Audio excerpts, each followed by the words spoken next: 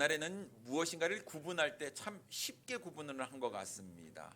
뭐 흙이냐 백이냐, 홀이냐 짝이냐, 모 아니면 도다, 뭐 이런 얘기 합니다. 덴찌 후라시라고 저희는 그랬던 것 같은데, 엎치기 뒤치기인가 뭐 이렇게 지역마다 좀 다른 말이 있습니다. 그러니까 이게 둘 중에 하나다 이렇게 구분을 했는데요. 그래서 세대를 구분할 때도요 쉽게 구분했습니다. 구세대, 신세대 이렇게 구분을 했던 것 같습니다. 아주 간단했습니다. 복잡하지가 않았지요. 그런데 세월이 흐르고 시대가 빨리 변하자 이 모든 것이 구분하는 것도 쉽지가 않습니다. 굉장히 복잡해졌습니다. 사람들은 각 시대마다 사람의 형편과 또 상태를 보면서 그 특징을 가지고 세대를 구분하면서 표현을 하기 시작했습니다. 그래서 밀레니얼 시대 뭐 이렇게 얘기하고, 베이비붐 시대, X세대, Y시대, 세대, Z세대 뭐 이렇게 세대마다 어떤 주어지는 특징을 가지고 이름을 붙여서 불렀지요. 최근에는 삼포세대라는 말도 나왔습니다. 뭐를 포기했을까요? 삼포시대, 세대, 연애, 결혼, 출산을 포기했죠. 그래서 좀 시간이 지나다 보니까 사포세대가 나왔습니다. 인간관계 포기했다고 하지요. 그리고 지금은 이제 오포세대, 거기에 내 집 마련 포기. 그래서 이 5가지의 포기한 그런 세대를 오포세대라고 이야기를 합니다. 지금 우리가 살고 있는 세대의 젊은 세대들을 MZ세대라고 이렇게 부르고 있습니다. MZ세대란 사전을 찾아보니까요 1980년대 초에서 2000년대 초에 출생한 밀레니얼 시대 M세대, 그리고 1990년대 중반에서 2000년대 초반에 출생한 Z세대, 그래서 MZ세대 이렇게 표현을 한다고 합니다. 이 사람들의 특징은 디지털 환경에 익숙하고 최신 트렌드를 따르며 남과 다른 이색적인 경험을 추구하는 세대, 이렇게 정의를 내리는 것을 보게 됩니다. 어쨌든 여러분, 세대마다 각각의 특징이 있고 또 아주 독특한 그런 면들이 있습니다. 그런데 이 각 세대가 이렇게 세분화되고 각각의 특징이 있지만 이 세상이 창조된 이후로 모든 세대가 공통적으로 가지고 있는 특징이 한 가지가 있습니다. 바로 세상이 악하다라는 사실입니다. 마태복음에서는 악하고 음란한 세대라고 이야기를 합니다. 마태복음 16장 4절 말씀에 보면 악하고 음란한 세대가 표적을 구하나 이렇게 주님께서 말씀을 하고 있습니다. 마가복음에 보니까 음란하고 죄 많은 세대 이렇게 표현을 하고 있습니다. 마가복음 8장 38절 말씀에 보면 누구든지 이 음란하고 죄 많은 세대에서 나와 이렇게 말씀하고 있어요. 사도행전은 패역한 세대라고 말씀하고 있습니다. 사도행전 2장 40절 말씀에 보니까 또 여러 말로 확증하며 권하여 이르되 너희가 이 패역한 세대에서 구원을 받으라 이렇게 말씀하고 있습니다.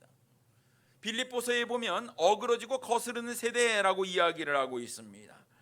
빌립보서 2장 15절 말씀에 보면 이는 너희가 흠이 없고 순전하여 어그러지고 거스르는 세대 가운데서 하나님의 흠 없는 자녀로 세상에서 그들 가운데 빛들로 나타내며 라고 말씀하고 있습니다. 모든 성경이 이야기를 하기를 이 세상은 악하다라고 이야기를 하고 있습니다. 그러니까 평가가 좋지 않은 것이죠. 왜 그럴까요? 왜 우리가 사는 이 세상, 이 세대를 악하다라고 평가를 하고 있는 것일까요? 이 세상이 공중의 권세 잡은 자 마귀에게 속했기 때문입니다. 그래서 에베소서 2장 2절 말씀에 보면 그때 너희는 그 가운데서 행하여 이 세상 풍조를 따르고 공중의 권세 잡은 자를 따랐으니 곧 지금 불순종의 아들들 가운데서 역사하는 영이라 라고 말씀하고 있습니다. 그렇습니다. 이 세상은 마귀의 지배 아래서 이 세상의 풍조를 많은 사람들이 따라가며 자기 욕심대로 살아가고 있습니다. 그렇기 때문에 이 세상을 성경은 악하다, 음란하다, 믿음이 없고 죄 많고 패역한 세대라고 부르고 있는 것입니다. 그런데 사도 바울은요, 이러한 세대의 모습이 더욱더 강해질 것이라고 이야기를 하고 있습니다. 디모데후서 3장 1절로부터 5절 말씀에 보면 너는 이것을 알라. 말세에 고통하는 때가 이르러 사람들이 자기를 사랑하며 돈을 사랑하며 자랑하며 교만하며 비방하며 부모를 거역하며 감사하지 아니하며 거룩하지 아니하며 무정하며 원통함을 풀지 아니하며 모함하며 절제하지 못하며 사나우며 선한 것을 좋아하지 아니하며 배신하며 조급하며 자만하며 쾌락을 사랑하기를 하나님 사랑하는 것보다 더하며 경건의 모양은 있으나 경건의 능력을 부인하니 이 같은 자들에게서 내가 돌아서라라고 말씀하고 있습니다. 말세에 고통하는 때가 이르러서 그들의 특징이 무엇입니까? 한마디로 자기 중심적인 삶을 살아가고 있다라고 성경은 이야기하고 있는 것입니다. 실제로 자신만 좋으면 좋다고 생각하는 사람들이 많습니다.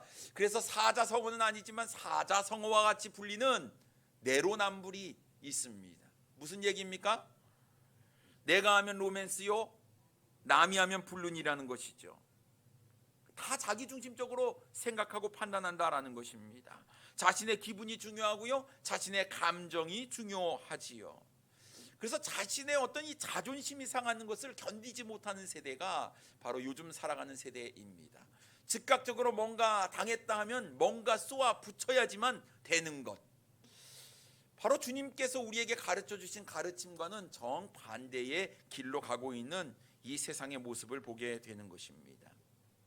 주님은 하나님 사랑하고 이웃을 내 몸과 같이 사랑하라 말씀하셨습니다. 그럼 우리가 주의 말씀대로요, 우리 하나님 사랑하는데 우리가 열정을 다해서 최우선순위에 우리의 믿음을 두고 주님을 사랑하는 일에 힘써야 될 줄 믿습니다. 뿐만 아니라 이 주님의 사랑을 가지고 이웃을 사랑하는 일에 우리가 힘써야 하는 것이죠. 여러분, 우리가 구제하는 것도 다 좋습니다. 도와주는 것도 좋고 선을 베푸는 것도 중요하지만 여러분, 제일 중요한 게, 이웃사랑의 제일 중요한 게 무엇이겠습니까? 그 영혼을 구원받게 해서 주님께로 인도하는 일이 가장 중요한 거예요. 그래서 주님께서 우리에게 주신 사명은 복음 전파의 사명입니다. 그렇기 때문에 우리가 제일 중요시 여겨야 될 우리의 삶의 1순위는 주님의 은혜를 깨닫고 주님의 사랑을 받은 이 귀한 사랑, 복음 증거에서 그 영혼을 주님께로 인도하는 이 귀한 일에 여러분, 우리가 이 사명감을 가지고 잊지 말고 매일 우리가 주님을 전도하는 일에 힘써야 될 줄 믿습니다. 사람들은요, 경건의 모양만 있지 경건의 능력이 없습니다. 경건의 능력을 부인하고 있습니다. 근데 여러분 보세요, 얼마나 많은 사람들이 경건의 모양을 가지고 있습니까? 마치 바람에 흔들리는 갈대처럼 주변 사람들 말 한마디에 휘청거리고 주변 상황에 너무나 쉽게 좌지우지 됩니다. 어제는 분명 믿음이 좋은 것 같았는데 오늘 보니까 믿음이 아닌 것 같아요. 진짜 믿음 있는 사람이 맞아? 우리가 이런 마음 가운데 의구심이 생기기도 합니다. 이제는 여러분, 우리가 이 말씀에 깊이 뿌리를 내려서 우리가 흔들림 없이 주님을 끝까지 바라볼 수 있는 사람이 되어야 될 줄 믿습니다. 그럼 단순히 겉으로 보여지는 경건의 모양뿐만 아니라 경건의 능력이 우리의 삶 가운데 있어서 우리가 말씀의 능력으로 가지고 이 세상을 헤쳐나가는 믿음의 삶을 살아야 되리라고 믿습니다. 근데 여러분, 이것이 저절로 되는 것은 아닙니다. 뭐 믿음이 그냥 계속 좋아지면 얼마나 좋겠습니까? 믿음의 능력이, 경건의 능력이 있기 위해서는요, 우리가 훈련을 받아야 되는 겁니다. 이 세상에 저절로 되는 것은 없습니다. 이런 분들, 내가 경건의 모양만 있나? 능력이 없구나 하시는 분들은 빨리 제자 훈련을 받으셔야 됩니다. 길이 열려 있습니다. 근데 길을 쓰고 훈련을 받지 않으려고 하는 마음은 내가 모양만 갖고 있겠다 하는 마음과 동일한 마음인 것 같아요. 내가 뭘 할 수 있을까? 우리가 생각하다가 정말 믿음으로 살지 못하고 이 세상의 염려 가운데, 더 걱정 가운데 우리가 쉽게 넘어지고 마는데요. 여러분, 우리가 언제까지 경건의 모양만 가지고 살겠습니까? 세상은 계속해서 모양만 가져라라고 이야기를 하는데 이제 우리는 경건의 능력을 갖는 삶을 살아야 되지 않을까요? 이 시대의 흐름을 따르지 말고 주님의 마음과 생각을 우리가 헤아려 봐야 될 줄 믿습니다. 우리 주님께서요, 나를 좀 닮는 참된 그리스도인, 예수 그리스도를 닮는 사람들이 나오기를 원하고 계십니다.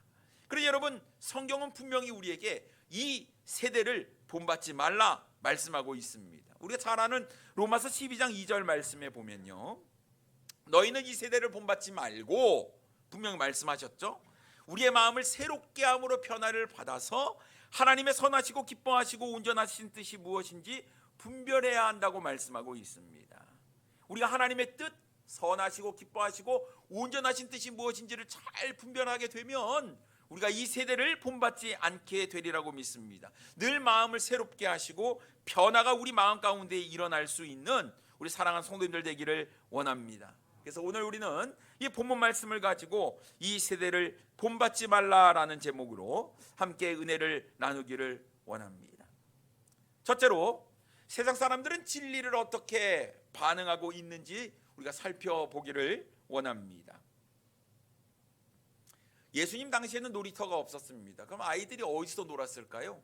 사람들이 자주 모이고 또 부모님을 따라서 이렇게 물건을 사거나 사람을 만나러 가는 이 장터에서 아이들이 놀게 되었다라는 것이지요. 저도 어렸을 때 놀이터에서 친구들과 이렇게 놀았던 기억이 있습니다. 요즘 애들은 놀이터에서 잘 안 노는 것 같아요. 소꿉장난도 했습니다. 고무줄 놀이도 하고요. 저희는 끊고 도망가는 일을 주로 했던 기억이 납니다. 아이들이 소꿉놀이를 하는 거 보면요, 모래로 밥을 지어서 먹습니다. 뭐가 그렇게 맛있는지 너도 한 입 나도 한 입 이렇게 먹지요. 또 온갖 바닥에 널려 있는 쓰레기를 가지고 반찬을 해 먹습니다. 그 아이들은 그렇게 어울려서 놀게 되는 것이죠. 오늘 예수님께서 이 당시에 장터에서 아이들이 놀았는데요, 바로 오늘 본문에 보니까 결혼식 놀이도 하고요, 장례식 놀이도 아이들이 하고 있습니다. 예수님께서는 이 모습을 비유로 우리에게 이 세대의 모습이 어떠한지를 말씀하고 계십니다. 본문 32절 말씀에 보면, 비유하건대 아이들이 장터에 앉아 서로 불러 이르되 우리가 너희를 향하여 피리를 불어도 너희가 춤추지 않고 우리가 곡하여도 너희가 울지 아니하였다 함과 같도다, 이렇게 말씀하고 있습니다. 여러분, 이 당시에 일반적으로 신랑과 신부가 결혼을 할 때에요, 하객들은 이 피리 연주에 맞춰 가지고 춤을 추었다고 해요. 잔치잖아요. 결혼 잔치입니다. 결혼식 놀이를 하기 때문에 아이들이 한편에서 이 피리를 불면 한편 아이들은요, 춤을 춰야지 장단이 맞는 것 아닙니까? 근데 아무리 피리를 불어도 춤을 추지 않는 거예요. 그럼 이 놀이가 되겠습니까? 아니죠. 뿐만 아니라 이 한쪽에서는 또 장례식 놀이를 하는 겁니다. 그래서 한쪽에서 곡을 하면 한쪽에서는 울어야지 손바닥도 마주쳐야지 소리가 나는 것처럼 이래야지 놀이가 되는 것 아니겠습니까? 근데 아무런 반응이 없는 겁니다. 그러니까 놀이가 제대로 되지 않는 것이죠. 예수님께서 이 비유를 통해서 우리에게 들려주시는 말씀은, 예수님께서 이 땅에 와서 하나님의 나라를 선포하고 이 복음을 전하는데도 불구하고 사람들이 도무지 주님의 말씀, 가르침에 반응을 하지 않는다라는 거예요. 여러분, 말씀을 들었으면 말씀에 반응해야 하는 것입니다. 그런데 사람들이요, 무관심합니다. 반응하지 않아요. 마치 결혼식에서 피리를 불면 와 하고 춤을 춰야 되고, 장례식에서 곡을 하면은 한쪽에서 또 울어야 되는데 그런 일이 없다라는 것입니다. 여러분, 한번 살펴보십시오. 침례 요한이 광야에서 메뚜기와 석청을 먹으면서 회개하라, 천국에 가까웠다라고 이야기를 했습니다. 여러분, 침례 요한이 어떤 사람입니까? 위대한 하나님의 선지자였지요. 여자가 낳은 자 중에 이 침례 요한보다 더 위대한 큰 사람은 없다라고 주님께서 말씀하셨습니다. 28절 말씀에 보면요, 내가 너희에게 말하노니 여자가 낳은 자 중에 요한보다 큰 자가 없도다, 이렇게 말씀하셨어요. 그래서 수많은 사람들이요, 요한이 전하는 그런 가르침을 따라서 침례 요한을 따르게 되었지요. 그런데 그 중에 어떤 사람들은요, 침례 요한이 떡을 줘도 먹지 않고 또 포도주도 마시지 아니한다고 침례 요한이 귀신 들렸다, 이렇게 판단을 해버렸다라는 것입니다. 33절 말씀에 보면 침례 요한이 와서 떡도 먹지 아니하며 포도주도 마시지 아니하매 너희 말이 귀신이 들렸다 하더니라고 말씀하고 있습니다. 광야에서 메뚜기가 석청만 먹었으니까 그렇지 않았겠습니까? 이렇게 생각하는 겁니다. 어떻게 사람이 떡도 먹지 아니하고 포도주도 마시지 아니하고 이런 거 메뚜기가 석청만 먹고 살 수가 있느냐 하는 것이지요. 이것은 분명 귀신 들렸기 때문이다라고 판단을 해버린 것입니다. 그러면서 침례 요한의 가르침에 무관심했고 침례 요한을 따르지 않았습니다. 특히 누가 그랬겠습니까? 바리새인들과 율법 교사들이 그랬습니다. 29절과 30절 말씀에 보면 모든 백성과 세리들은 이미 요한의 침례를 받은지라 이 말씀을 듣고 하나님을 의롭다 하되 바리새인과 율법 교사들은 그의 침례를 받지 아니하므로 그들 자신을 위한 하나님의 뜻을 저버리니라 라고 말씀하고 있습니다. 받아들이지 않았대요.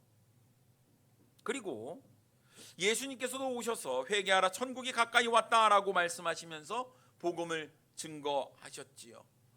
예수님은 가난한 자들을 고쳐주시고 병든 자들을 고쳐주시고 죄인과 세리의 친구가 되어주셨습니다. 그런데 사람들은요, 예수님께서 먹기를 탐하고 포도주를 즐기는 사람이라며 또 예수님을 거부했습니다. 34절 말씀에 보면 인자는 와서 먹고 마심에 너희 말이 보라 먹기를 탐하고 포도주를 즐기는 사람이요 세리와 죄인의 친구로다 하니라고 말씀하고 있습니다. 침례 요한은요, 절제된 삶, 금욕된 삶, 이런 삶을 통해서 하나님께 영광을 돌리며 회개를 전했는데 어느 누구도 그것을 받아들이지 않는 거예요. 저렇게 금욕적인 삶을 살면 안 되지 하고 거절을 한 거고, 또 예수님께서 죄인과 세리의 친구가 되어서 그들과 함께 먹고 마시면서 복음을 전했는데 또 예수님은 죄인과 세리와 함께 맨날 먹고 마신다 이러면서 또 예수님을 거부했다라는 것입니다. 그렇다고 한다면 여러분, 바리새인들과 율법 교사들은 도대체 누가 맞다고 생각을 하는 것일까요? 여러분, 침례 요한이 맞는 것입니까? 아니면 예수님이 맞는 것입니까? 그들의 생각에 침례 요한도 틀리고 예수님도 틀리고 다 틀렸다고 생각을 하는 겁니다. 이것도 아니고 저것도 아니면 그럼 도대체 진리가 뭐냐라는 것이지요. 그들 생각에 자신이 옳다라고 생각을 하는 겁니다. 그들은 항상 자신이 기준이 되었습니다. 내가 의롭고 내가 옳으니 항상 자신의 기준으로 남이 잘못되고 남을 판단하고 남을 비판하게 된 것이었죠. 그리고 자신이 믿고 따르는 율법과 전통이 옳다고 생각을 했습니다. 근데 여러분 잘 생각해 보십시오. 율법의 완성은 예수 그리스도이십니다. 주님을 알면 율법을 알게 되는 거예요. 그 율법을 따르는 사람이라고 한다면 예수님을 보고 이분이 정말 율법의 완성이신, 그의 가르침이 완벽하구나라는 것을 깨달아야 함에도 불구하고 그들은 그렇지 않았다라는 것입니다.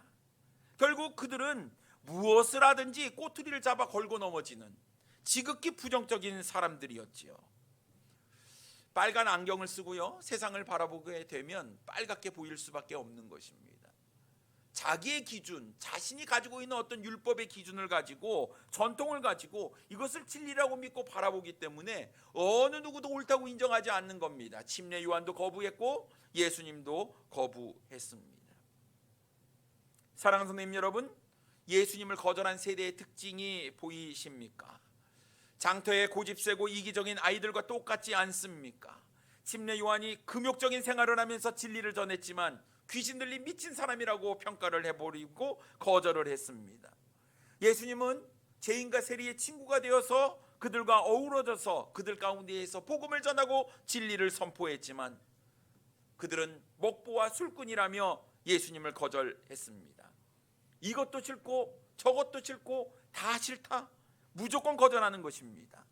결국 그들이 진리를 거절한 이유는 전하는 자의 어떠함에 있는 것이 아니었고 진리 자체를 싫어했다라는 사실이지요. 무엇 때문입니까? 공중의 권세 잡은 자, 마귀의 소나기에 그들은 잡혀 있었기 때문이었습니다. 그래서 이 세대를 본받는 거예요. 복음을 거절하는 겁니다. 우리를 구원하시기 위해서 이 땅에 오신 예수 그리스도 메시아 구세주를 거부하고 있는 것이죠. 결국 불순종의 자식이요 본질상 진노의 자녀들의 모습, 그 모습을 가지고 살고 있었다라는 것입니다. 사랑하는 성도님 여러분, 왜 사람들이 복음을 거부하고 거절할까요? 왜 진리를 받아들이지 않을까요? 자신의 교만함 때문입니다. 바리새인들과 율법 교사들은요, 자신보다 더 금욕적이고 더 절제된 삶을 사는 침례 요한을 못마땅하게 여겼지요. 자신들은요, 하나님께서 주신 율법을 613가지로 세분화해서 이것을 열심히 지키는 사람들이었습니다. 나의 겉모습, 경건의 모양만 있습니다. 그의 속마음은 아주 더럽고 추하였지만 사람들에게 보이는 것은 아주 경건한 모양이었지요. 그런데요, 침례 요한이 나타났습니다. 아주 절제되고 금욕적인 삶을 사는 겁니다. 사람들이 바리새인들을 바라봤던 그 시야가 침례 요한으로 향하게 되는 거예요. 이러면 안 되잖아요. 자신이 높임을 받고 자신이 존경을 받아야 되는데 모든 사람들의 시선이 침례 요한으로 쏠리게 되니까 침례 요한의 절제된 삶은 귀신 들린 것이다, 이렇게 비판을 하게 된 것이었습니다. 그들은 또한 예수님도 못마땅하게 생각을 했습니다. 여러분, 주님께서는 모든 사람을 사랑하셔요. 부자나 가난한 자나 동일하게 사랑하십니다. 남자나 여자나 어른이나 아이나 할 것 없이 모든 사람을 다 사랑하시는 거예요. 심지어 바리새인들이 비판하고 비난했던 죄인과 세리들도 한 영혼입니다. 귀한 영혼.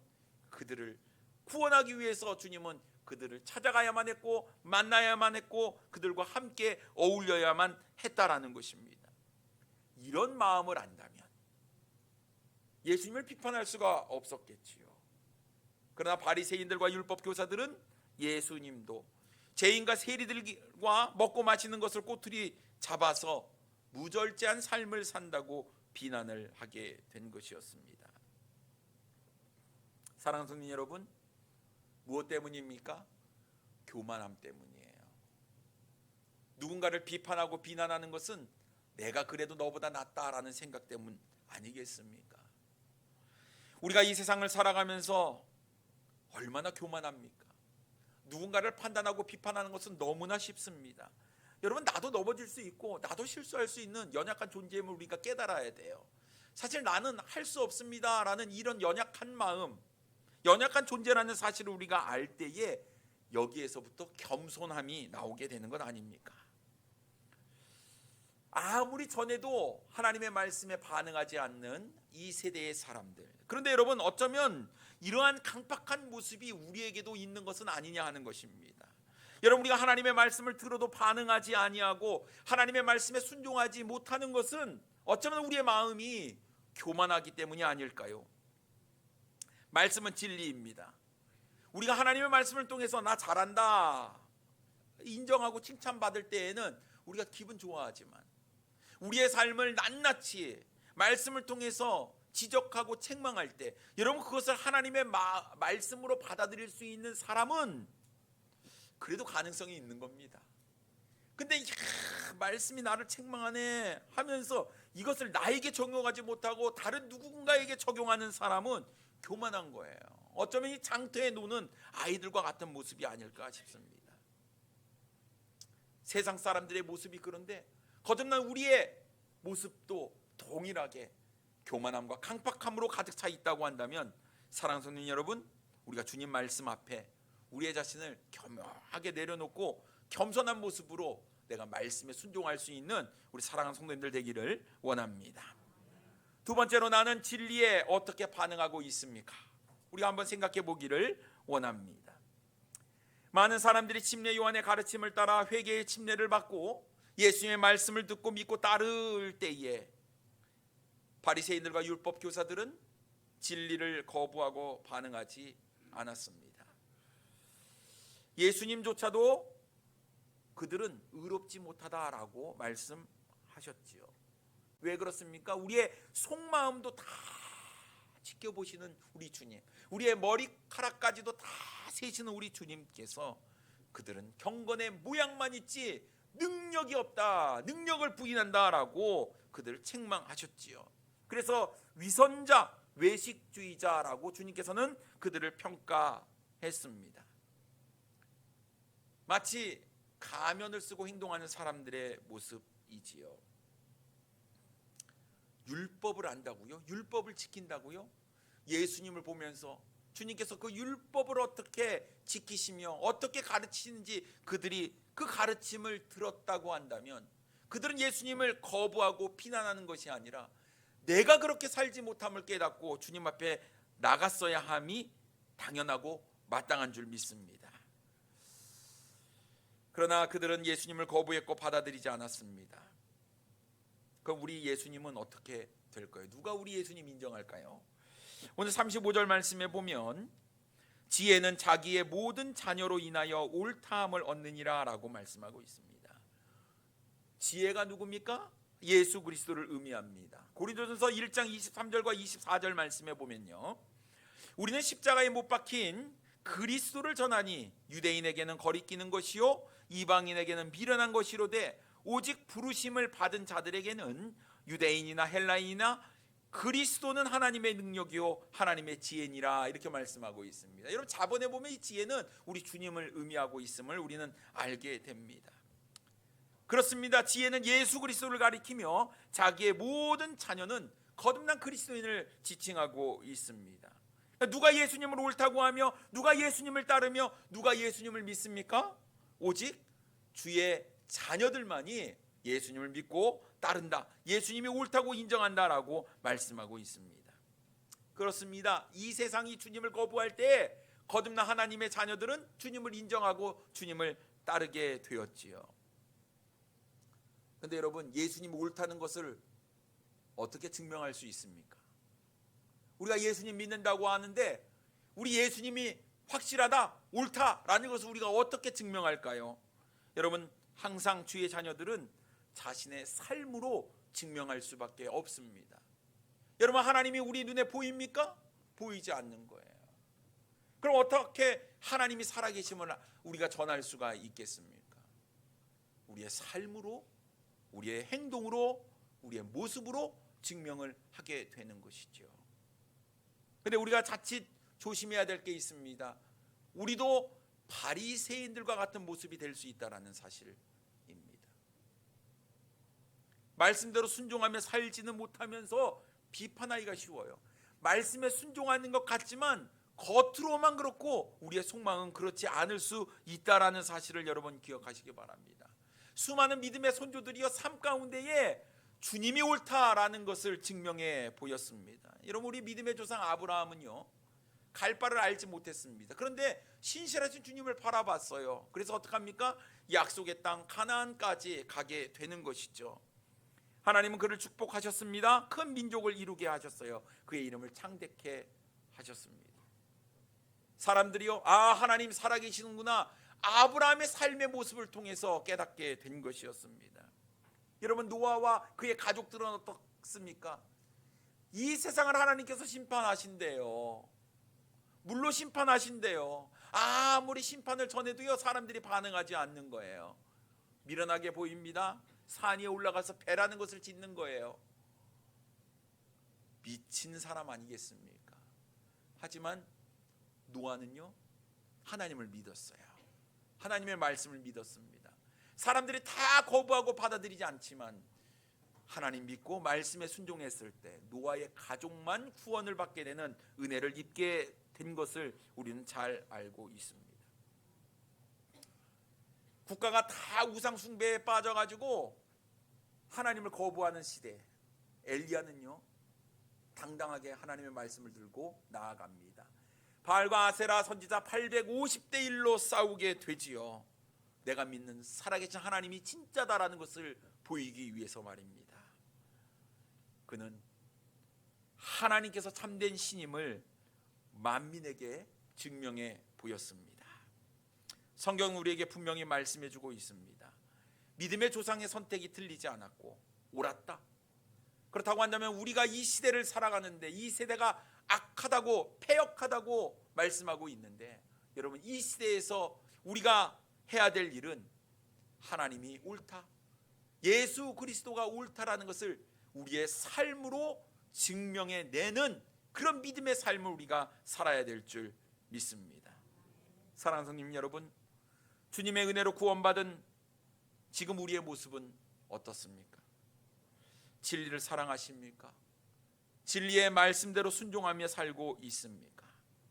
매주 우리가 설교를 듣고 매일 말씀을 대하고 있지만 여러분, 그 말씀에 순종하고 있습니까?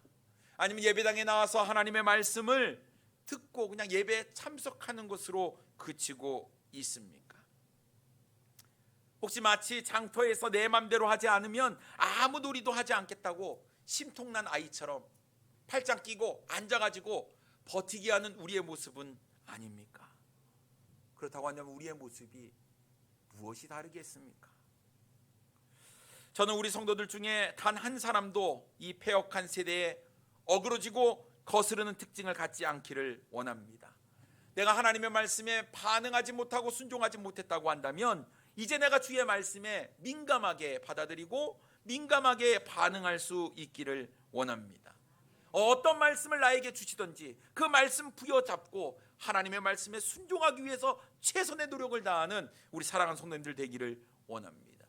여러분, 기억하시기 바랍니다. 이 패역한 세대의 종말은 결국 하나님의 진노가 있고 하나님의 심판만 있다는 사실을 우리는 기억해야 될 줄 믿습니다. 그러니 여러분, 이제 우리의 삶으로 주님이 옳다, 주님이 최고다, 주님밖에 없다라는 것을 여러분 증명해 보여주시기 바랍니다. 이 세상을 본받아서는 안 됩니다. 여러분, 분명히 세상과 구별되어야 하는 것이죠. 주님은 우리에게 이렇게 말씀하셨습니다. 너희는 세상의 빛이라, 너희는 세상의 소금이라. 그렇습니다. 우리는 어둠을 밝히는 빛의 역할을 감당해야 하고요, 썩어져가는 이 세상 가운데에 우리가 소금으로서 맛을 내고 부패하지 못하도록 우리가 방지하는 삶을 살아야 하는 것입니다. 어떻게 해요? 주의 말씀이라고 한다면 무조건 반응하고 순종하는 마음으로 우리가 살아갈 때에 하나님께서 우리를 통해서 높임을 받으시고 영광을 받아 주실 줄 믿습니다. 우리 귀한 사랑 성도님들 통해서 우리 주님이 인정을 받고 높임을 받고 주님이 영광을 받으시며 많은 사람들이 이 어그러지는 거스르는 이 세대 가운데에서 주님을 영접하게 되는 놀라운 역사가 일어나기를 소망합니다. 여러분, 믿음으로 사십시오. 믿음밖에 없습니다. 기도하겠습니다.